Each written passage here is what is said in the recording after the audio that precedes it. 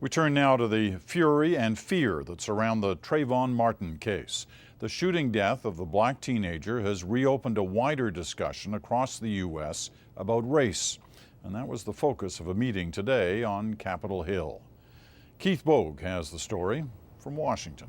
Keith. Peter, America in the time of Barack Obama doesn't seem like a more hopeful place after all. To many African Americans, the old injustices continue.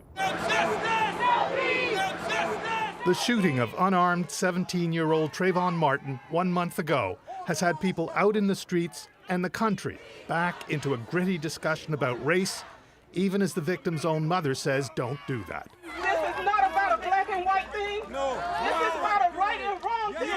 No justice. No peace. But for many, it is absolutely a black thing. No peace.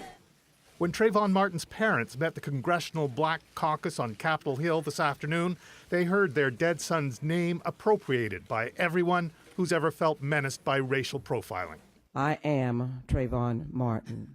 Trayvon Martin's only mistake was being black, said Hank Johnson. He was executed for WWB in a GC,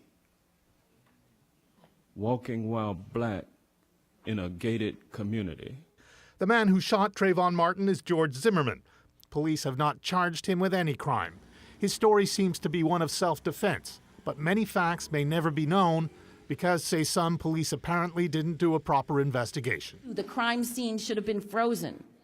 The defendant should have been booked, a statement taken. His clothes should have been seized as evidence. To this white legislator, race is not a factor here. Your son was a human being who lost his life, and it should not be seen in any way whatsoever as a racial issue. But what if the roles of victim and killer were reversed? Would things have unfolded as they did?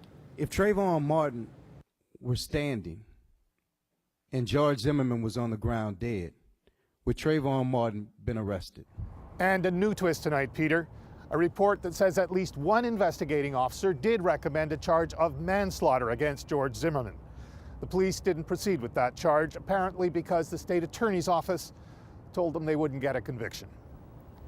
All right, Keith, thanks very much. Keith Bogue in Washington.